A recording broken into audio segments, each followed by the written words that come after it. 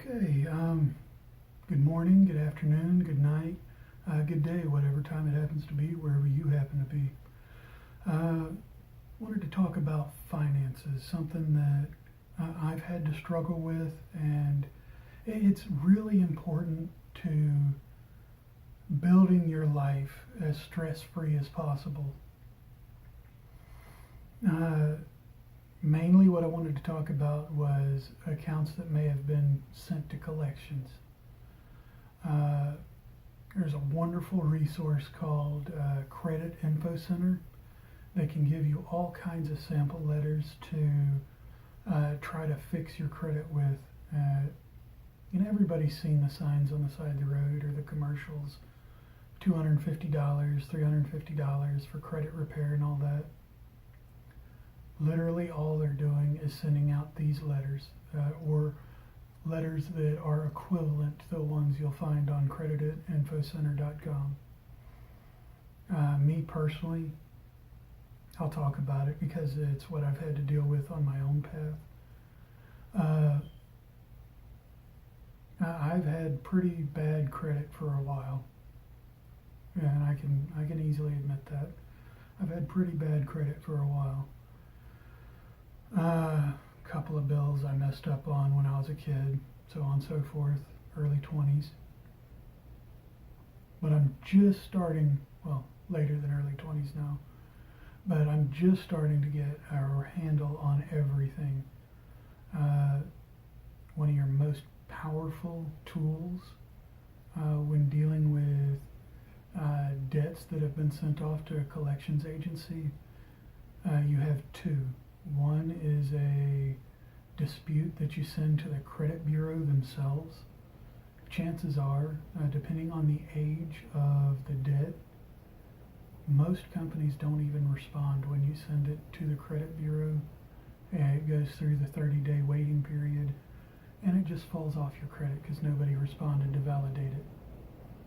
If they do respond to validate, then you have a debt validation letter you can send directly to the collectors, the collections office, for whatever the debt is. And there's very precise things that they have to include in the response.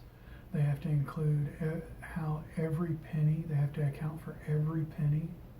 They have to include the contract that you originally signed that said you would pay them specifically, and they have to include their license to collect debts in your state. And they only have 30 days to respond to that letter. If they miss any one of those items, the debt is no longer valid, and you can send a follow-up letter to the credit bureau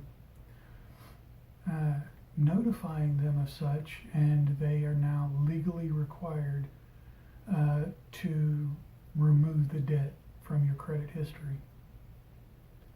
Now, if they do happen to send the letter, or if they do happen to whatever, if something happens to where it's not coming directly off your credit report, you always have the option to go to small claims court.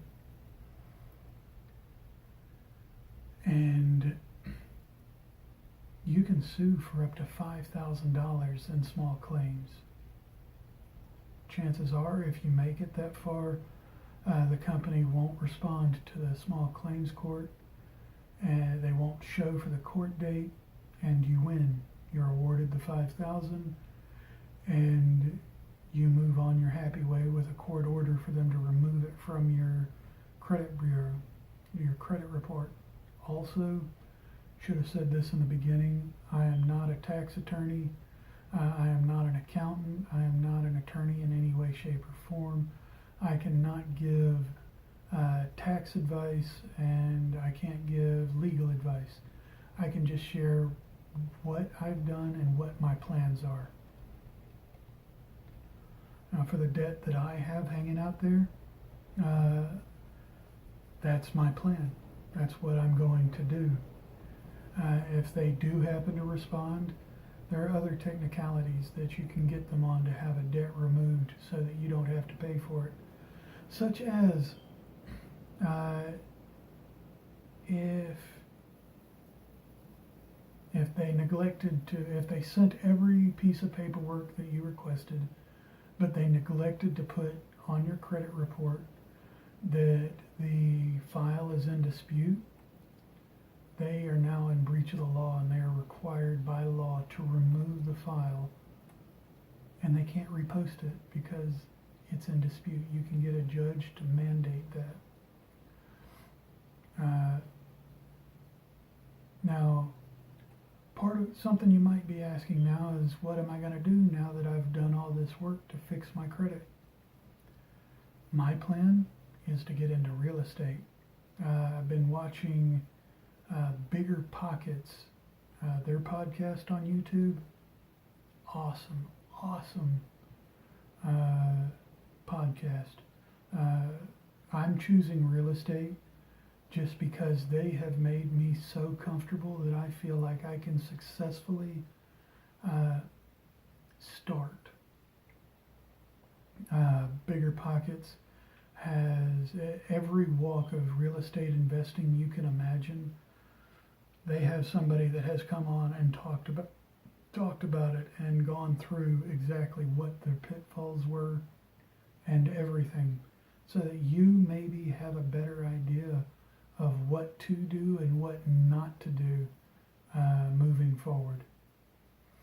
I want to do rental properties, so that's going to be my route. Is as soon as I can qualify for a mortgage, I'm going to go try to find rental property, something that's going to make me at least $250 to $500 after all the bills are paid.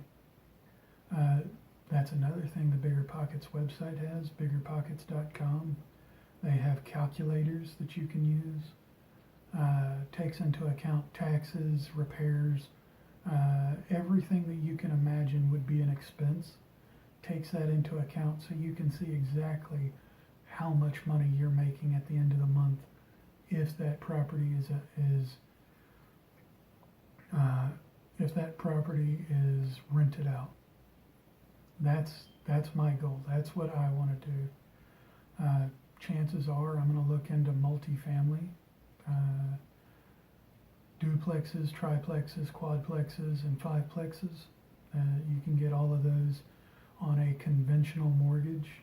Just can't get anything with 6 rooms or more anything with 6 units or more on a conventional mortgage. But I can use a conventional mortgage to get up to a fiveplex, and that's, if I can do that, that's going to be my route, if I can find one. Another wonderful piece to that is the different types of home loans you can get. Like I believe it's a 203C FHA loan. Has the 3.5% down that an FHA loan can qualify you for, and it includes your rehab cost. So you can finance your repairs and the house, and I believe, or the multifamily house, and I believe it goes up to 95%. I have to look at that again. Worst case scenario, it's 25%, which that doesn't make any sense if you're only putting 3.5% down. So yeah, you're only doing 3.5% down of the loan. So 96.5% of the property is going to be, of the entire loan is going to be financed. And then you just live in one of the units. You live in what's going to be the lowest performing unit for a year until you can refinance and do the same thing all over again. On Bigger Pockets, it's called their BRRRR strategy. It's buy, rehab, rent, refinance, and repeat. Keep doing that until you have your max number of conventional mortgages, and then you switch your strategy. You change your strategy to where you're either selling off properties or you refinance to pay off a property and work on that. That's all up to you and what makes sense for your investing strategy. And by then you'll probably have an accountant. So it'll be between you, them, and your strategy. Well, I want to say thank you for sitting with me while I'm talking about this. Covered two topics, your initial credit, and then what to do with it after you fixed it, or one of your options after you fixed your credit. If you got any suggestions, any comments, anything, or any ideas for my next talk, feel free to comment, let me know. If you enjoyed listening to me, hit your thumbs up and the subscribe button. And again, thank you for spending your time with me. Hope you have a great day, great night, morning, whatever time it happens to be, wherever you happen to be.